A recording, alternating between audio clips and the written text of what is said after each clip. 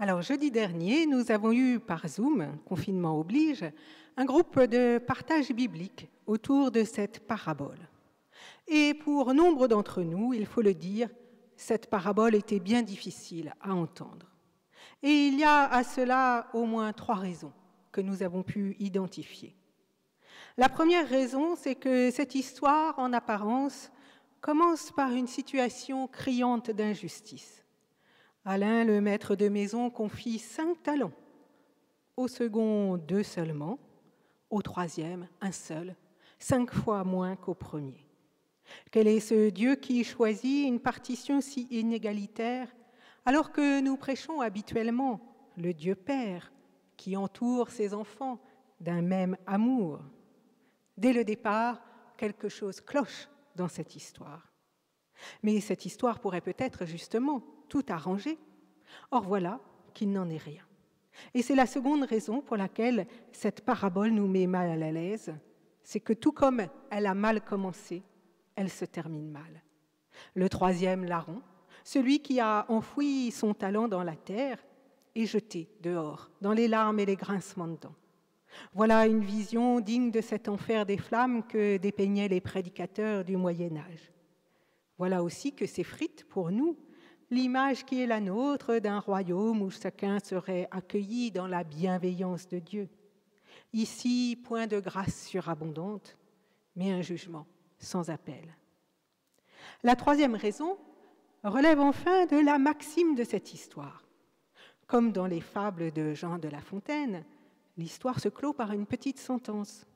Or, cette maxime de conclusion aurait pu, qui sait, nous rassurer, jeter une lumière bienveillante sur le récit malgré tout, et peut-être raffermir en nous l'idée d'un Dieu quand même bienveillant. Mais au contraire, la conclusion renforce le malaise. On donnera à celui qui a, et il sera dans l'abondance, mais à celui qui n'a pas, on ôtera même ce qu'il a. Voilà la situation d'inégalité de départ exacerbée. Notre petite parabole n'a donc rien d'un feel-good movie. Dans ces films, vous le savez, si la situation de départ est, c'est vrai, souvent difficile, ensuite, grâce au courage, grâce à la générosité des protagonistes, eh bien, la maldonne de départ se transforme en happy end. Au contraire, loin de la promesse qui résonne habituellement dans les évangiles, ici c'est le couperet qui tombe et la sentence implacable qui résonne. À celui qui n'a pas, il sera même ôté. Drôle de leçon évangélique pour ce matin. Alors, comment comprendre ce texte ? 2 pistes principales d'interprétation sont souvent mises en avant, et puis nous verrons qu'il y en a d'autres, bien sûr. Pour certains pères de l'Église, les talents représenteraient la parole de Dieu. Cette parole est alors à annoncer largement pour faire grandir le nombre des disciples, et nous serions là dans une vocation d'évangélisation. Cette interprétation peut peut-être être corroborée par le contexte dans lequel s'inscrit cette parabole. Elle est en effet au cœur du chapitre 25 de l'évangile de Matthieu qui précède le récit de l'arrestation de Jésus. Ce sont donc des paroles qui sont destinées aux disciples et à l'Église primitive, une sorte de guide de mission pour faire face à l'absence du Christ qui se profile à l'horizon avec le drame de la crucifixion qui va se jouer. La question, c'est celle-ci. Après la mort de Jésus, comment les disciples auront-ils à cœur de transmettre la parole et de faire grandir la communauté chrétienne ? Sauront-ils aller de l'avant malgré la peur des persécutions sur laquelle l'Église primitive s'élèvera ? Dans ce cadre de l'Évangile, nous comprenons alors peut-être mieux l'interpellation de cette parabole. Car si les disciples se cachent, comme ils seront tentés de le faire au début, réfugiés dans la chambre haute par peur des autorités après la crucifixion, alors cette parole de grâce et d'amour sera perdue, enfouie à jamais dans la terre. Soyez témoins de la parole et du Christ qui porte cette parole, ce pourrait être le titre de cette première interprétation. Une autre piste d'interprétation possible, proposée par certains pères de l'Église et aussi Calvin, est de considérer que les talents représentent nos dons, un peu comme le sens du mot en français. Nos dons naturels, ce que nous mettons en œuvre dans notre vie quotidienne, le fait de bien savoir cuisiner, par exemple, ou de chanter, et aussi nos dons spirituels, ce que nous déployons dans notre vie de foi et dans le vivre ensemble de l'Église. Tout à l'heure, nous avons écouté l'exhortation de l'Épître aux Romains qui nous évoquait toutes sortes de dons possibles. Celui de l'enseignement, celui du service, mais il y avait aussi des dons plus surprenants, comme celui de prendre soin des malheureux, de donner, d'encourager, des dons qui peuvent relever non pas seulement d'un individu, mais aussi parfois d'un engagement commun.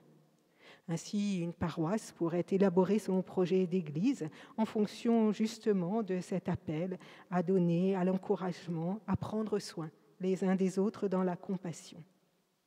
Après donc la première piste d'interprétation, celle de l'évangélisation, la question serait ici alors davantage celle de l'édification de l'Église, à laquelle chacun est appelé à contribuer en faisant vivre son talent, en le multipliant, en posant sa pierre. Et cela est vrai, je crois, en tout temps, car en tout temps, nous avons besoin de cette solidarité d'action. Ainsi aujourd'hui, si vous avez la chance de pouvoir nous suivre sur YouTube ou sur Zoom, eh bien, c'est parce qu'une équipe de 4 personnes motivées, dont 3 jeunes, mettent leurs compétences en œuvre. Et ce partage des compétences se joue dans tous les domaines, que ce soit l'entraide, l'église verte, l'atelier biblique où nous avons besoin de la parole de chacun, la chorale aussi qui se rassemble ce matin, etc. Au Conseil presbytéral, nous sommes en train de réfléchir à cette question des dons et de leur harmonisation, de leur articulation les uns avec les autres, et nous avons lu plusieurs extraits des épîtres de Paul. Toutes nous exhortent au même appel, mettre ces dons au service les uns des autres pour une articulation harmonieuse du corps formé. Alors bien sûr, si cela est vrai pour notre vie d'Église, que chacun y joue sa part, que chacun y prenne part avec les talents qui sont les siens, cela est vrai au plan sociétal également. Ainsi, pour le réformateur Luther, il importait que dans la société civile, chacun développe les compétences qui étaient les siennes. C'est ainsi qu'il traduisait le terme biblique de travail par Beruf, qui en allemand évoque l'appel, et donc la vocation, Berufung. Travailler pour Luther, c'était autant que faire se peut accomplir une forme de vocation laïque. Il appelait chacun donc à trouver sa vocation, si l'on peut parler ainsi, la vocation qui est la sienne dans la société par le biais de ses talents, par le biais de ses compétences, et il exhortait les autorités temporelles à favoriser l'éducation et la formation pour rendre la société plus solide. Ainsi, nous le comprenons, l'interprétation est simple. Quels que soient nos lieux de vie collective, travail, église, famille, société, nous avons besoin que chacun contribue au vivre ensemble par ses compétences ou ses manières d'être. Et même, par exemple, je dis ses manières d'être parce que même, par exemple, la capacité à faire rire, à ressusciter de la joie est un don aussi précieux. Paul, dans l'Épître aux Romains, évoque aussi ce dont, nous l'avons dit, de la compassion ou de l'encouragement. N'enterrez pas votre talent, quel qu'il soit. Ce pourrait être le titre de cette deuxième interprétation. N'enterrez pas votre talent, quel qu'il soit. Nous avons besoin de chacun. Car c'est comme dans un orchestre, si un instrument vient à manquer, alors c'est la symphonie qui perd sa profondeur mélodique. Mais revenons maintenant à notre parabole et à ce qui nous choque dans cette parabole. Au final, que l'on interprète l'image des talents comme la parole, ou signifiant des dons naturels et spirituels de chacun, au final, il s'agit bien de faire vivre ce qui nous est confié. Mais est-ce si simple ? Comment susciter le goût, le désir de mettre ces dons au service les uns des autres ? Et surtout, comment générer cette confiance qui guide les premiers serviteurs ? Car est-ce si facile de choisir la confiance ? N'est-elle pas légitime cette crainte du troisième homme ? Car n'est-il pas vrai, quand on a moins, qu'on a davantage peur de perdre le peu qu'on a? Avec un seul talent, est-il si facile d'oser risquer de soi-même, de faire vivre ce qui nous est donné? Pour celui qui a 5 talents, ma foi, c'est facile. Si jamais il perd un talent, si son investissement ne fonctionne pas, il lui restera encore les 4 autres. Mais pour celui qui n'en a qu'un. Alors, revenons au point de départ, à cette distribution inégalitaire qui paraît si choquante. Oui, quel est ce Dieu de la maldonne? En matière de foi, ne peut-on pas espérer enfin sortir de ces inégalités qui cristallisent tant de tensions? En réalité, si vous parcourez les évangiles, vous verrez que les bons comptes, selon notre manière de voir, n'y sont jamais. Souvenez-vous, les ouvriers de la dernière heure reçoivent autant que ceux de la première heure. Là, c'est à l'inverse. Mais quelle inégalité criante dans la ratio travail-salaire. Souvenez-vous, dans la parabole du fils prodigue, le banquet est dressé au retour de celui-ci, alors que la fidélité du fils aîné n'a jamais été récompensée. Mais quelle inégalité au regard de l'engagement filial. Et déjà au désert, lorsque le peuple hébreu récoltait la manne, il était donné non pas la même quantité à chacun, mais à chacun selon ses besoins, gros ou petits mangeurs, individus isolés ou en famille. Et dans notre parabole de ce jour, eh bien, c'est exactement ce qui se joue. Une fois de plus, l'équité biblique ne se superpose pas à notre imaginaire égalitaire, car, nous dit la parabole, chacun reçoit en fonction de ses capacités, selon ce que nous pouvons. Or, c'est la réalité de la vie, je crois. Nous ne pouvons pas tous la même chose, au même moment.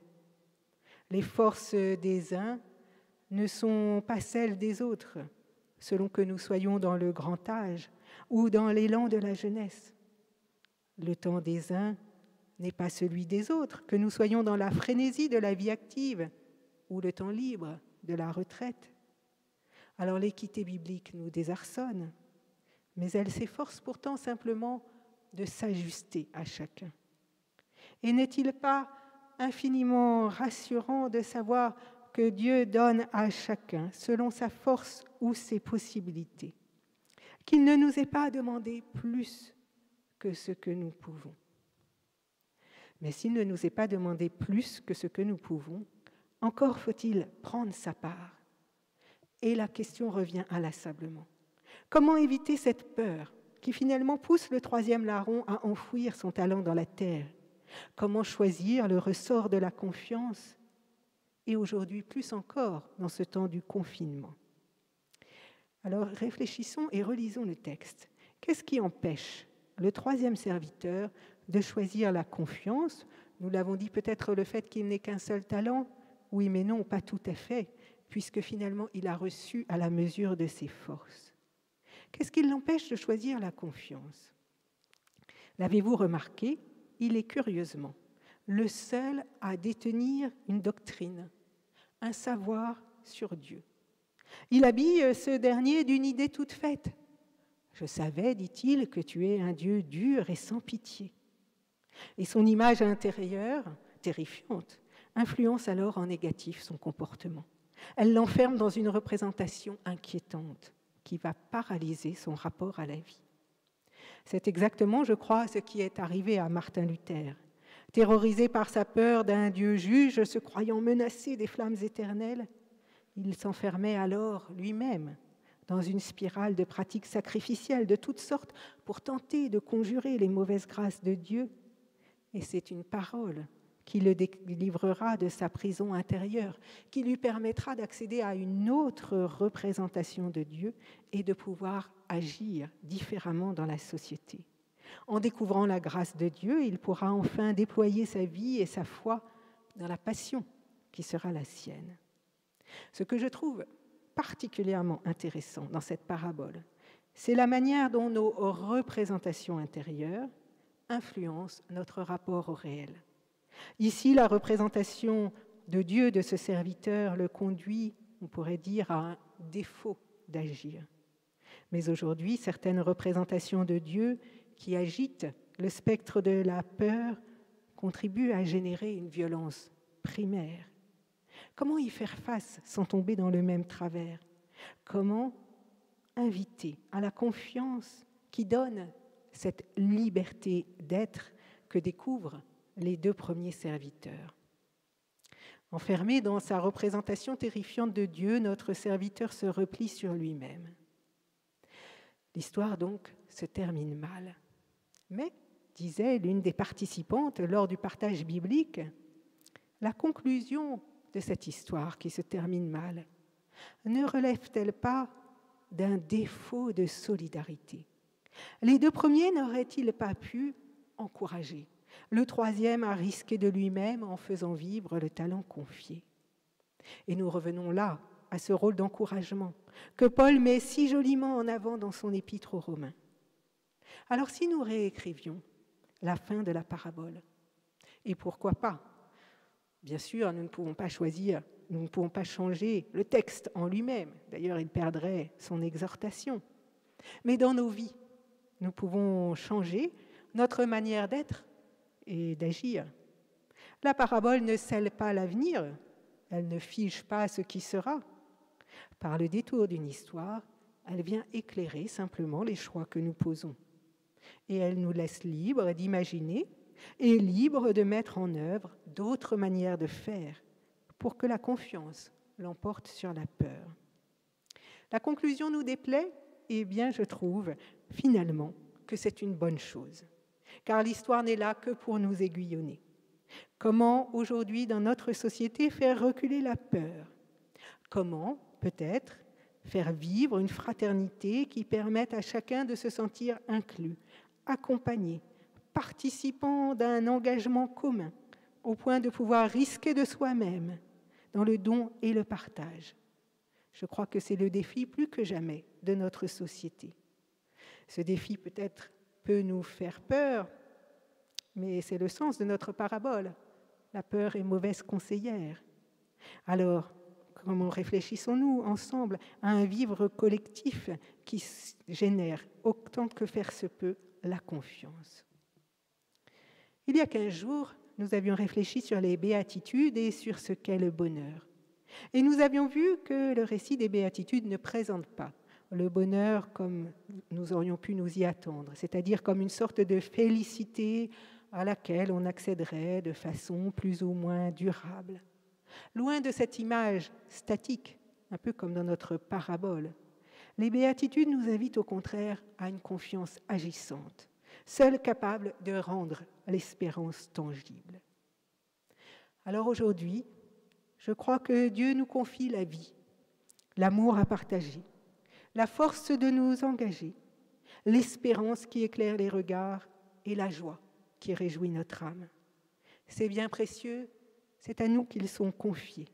Et c'est à chacun d'entre nous de les déployer dans sa vie pour co-construire des espaces où nous puissions les faire résonner collectivement. Aujourd'hui, ce défi est renforcé. Comment faire pour que le confinement qui invite à nous mettre à l'abri ne devienne pas pour autant repli sur soi, au risque d'enfouir tout ce qu'il y a de vivant en nous? Comment continuer à investir la vie, à faire grandir cette joie d'être, à saisir tout ce qu'il y a de vivant, disait Albert Kahn. C'est aussi un petit peu ce que nous avons cherché à faire la semaine dernière en invitant les familles, vous vous souvenez, à construire leur tente dans leur salon avec leurs enfants pour vivre le récit d'Abraham sur l'hospitalité. Car il nous faut chercher aujourd'hui plus que jamais la joie, même en ces temps de repli. La vie dépend de la manière dont nous investissons le temps qui nous est confié et de la manière dont nous l'illuminons d'espérance. Alors puissions-nous choisir cette confiance agissante entre grâce et responsabilité au défi de la solidarité. Amen.